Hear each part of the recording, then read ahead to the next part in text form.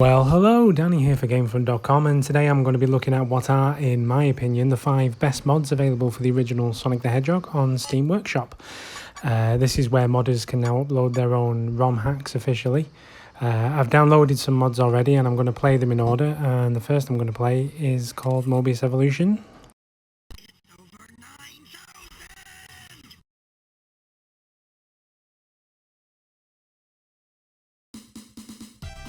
Moebius Evolution is a complete conversion of Sonic the Hedgehog 1. It uses music from the Sega Master System version of Sonic 1, which you can hear there. You've got a choice of 2 characters. You can either play as Sonic the Hedgehog or you can play as Blaze the Cat, who you may know from Sonic 06, or I think she was in Sonic Rush, one of those games. We'll play as Sonic because why not? Yeah, the levels have been completely redone. As you can see, this doesn't look anything like the original Green Hill Zone. The artwork direction is very nice. Nice, bright pastel type colours, which I always think look really good in a Sonic game. You've got completely new artwork and completely new level designs, along with completely new music as well, which is really nice. Wow, I can't jump onto that platform at all today. What's wrong with me? One thing I've noticed with mod games like this, fan games, is that sometimes the platforming can be a little weird. Because obviously, that's not necessarily a bad thing. It can be a lot harder or a lot easier, depending on the particulars of the mod. Although, as you can see there, I'm not sure if that's an emulation issue or something, but you can see that there were bits of the bridge going missing, which is to do with the amount of stuff on screen. But obviously, these ROM hacks push the boundaries of the engine, which is always nice to see, technical achievements.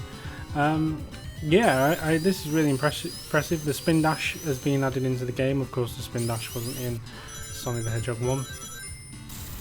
And new enemies as well there. Oh, that's a bit. How are you supposed to get out of this? Can you spin dash through the wall? Oh, that's good. I could tell those circles were a little darker, but it was a little hard to tell, so I'm glad that worked out for me. The monitors and springs and stuff are new. Oh, this is a brand new mechanic, like a floating balloon. Basically, I've turned into the Hedgehog version of Richard Branson. So yeah, this is quite a nice mod. Definitely one worth checking out. And as I say, you can get this now on the Steam Workshop if you have Sonic 1 installed. The next one we're going to play is called Sonic 1 Boomed, and this is basically a mod that was featured in this mod was featured during the last Sonic hacking contest, I believe. And yeah, this mod is a little odd. It'll become apparent basically once I. Yeah, basically it includes sound effects when you capture the rings from the Sonic Boom cartoon and recent games. I don't know if you. Well, hopefully no one's played Sonic Boom because that's not a very good game. Running animation has changed as well, just to be more Sonic Boomish. Sonic runs with his hands behind his back there, and has a different running animation and stuff like that. And obviously he's got his neckerchief on and all that. So yeah, there's just a lot of Sonic talking in the background, basically, like far more than he should be. It's quite hilarious. So yeah, if you enjoy a parody of that, then this is one to check out as well.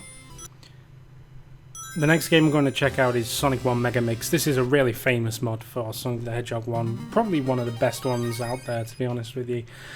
And yeah, I mean, it's a complete redo of Sonic the Hedgehog 1 Team Megamix. It's got completely new music, completely new sound effects. It's got a save engine in it, and basically it's not just a case of changing the game, it's also adding a lot of stuff to the game, making it technically very impressive. There's different. The only thing I don't like about this ROM hack is that the button mappings are different because there's other functions. So I can't use A to jump, which is my go-to button for jumping Sonic games. Kind of annoying, but yeah, because on this particular Mega Drive hub you can't remap the buttons. Maybe you can do, actually. I don't want to say that you can. I've not actually properly looked into it, but if you can get used to, you know, jumping with a different button, then that's okay. The artwork is spectacular. All the usual functions you'd expect. You've got the super peel out, which is on the A button. Super Peel Out is a bit like, it was from Sonic CD, and basically it's kind of like the Spin Dash, except it's a running version. You don't curl up into a ball, and it does leave you vulnerable to attacks, but it is a little faster. You've got the traditional Spin Dash, which has been added into the game as well. And yeah, music comes from a variety of different sources, other games. This one, for example, the Invincibility theme's coming from Sonic 3. Completely new artwork though, some completely original songs as well. That's kind of an annoying platform because you have to go all the way up here just to get over there. It's kind of odd. Oh, that's really annoying. I don't like that. I'm guessing you're going to have to peel out over there. Kind of tricky that for a first level.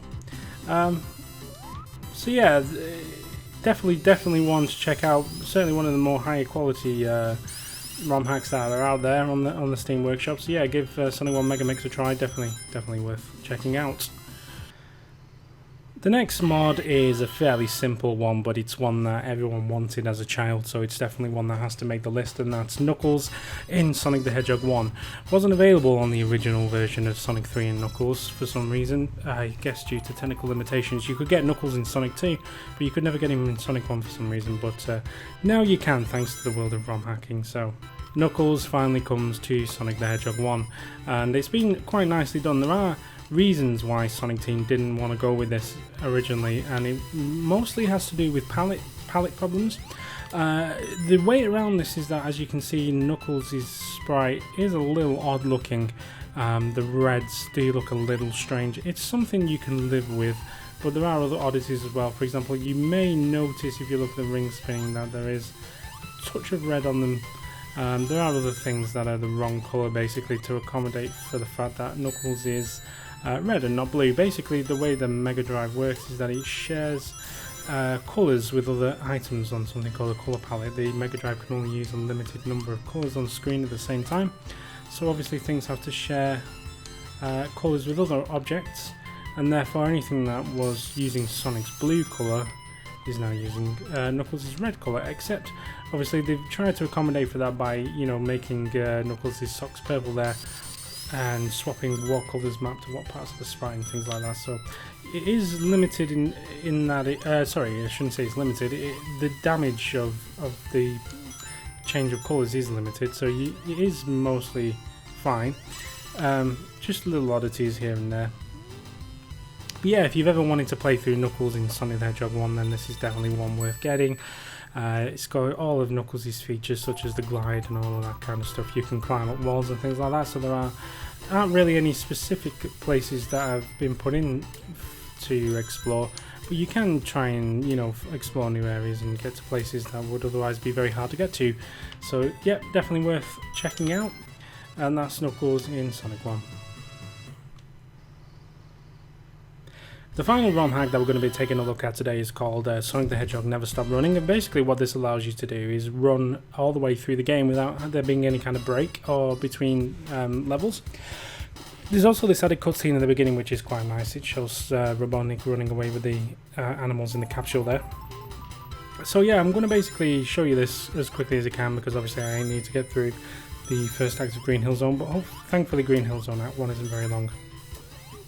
So yeah, basically you run all the way through the game, and there's no break in the level, so you can go from one act to the next without having to go through any loading screens or anything like that. It's a bit like Sonic 3 and Knuckles, where there was no actual end in the level. It kind of transitioned from one level to the next quite seamlessly. So yeah, basically we're going to get to the end of Green Hill Act 1 here. Go through the signpost. I won't go in the goal ring because that would obviously end the level, but as you can see, rather than running off screen to the right like Sonic normally does in this game, he just stands still and does his finger wagging animation, and then as soon as they go straight into Act 2, and just like in Sonic 3 Knuckles, you can just then continue on all the way to the next act, and so on and so forth. What I'm going to do is I'm just going to get to the end of Green Hill Zone, to the boss, and so you can see the animation transitions between the different zones. So once you reach the boss part of the level, obviously the boss itself doesn't really change. And obviously the first boss of Sonic 1 is the easiest boss in all of possibly video game history, not just Sonic history. As you can see, quite easy to defeat Robotnik there, but the change is obviously when you come to the capsule, break open the capsule. All the animals get set free just like normal, but then there is the change in the credit sequence. Basically, you get scored up and stuff like normal. And then there should now be a transitional cutscene which takes Sonic from this level to the next level. Here we go.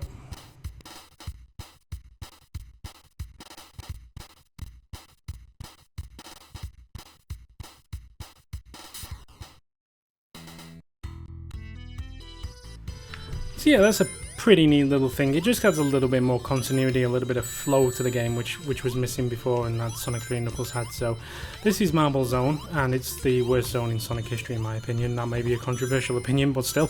So I'm just going to end the video here. Thank you very much for watching. Don't forget to like and subscribe if you enjoyed this video. Thank you very much for watching, and I'll see you on the next video. Take care.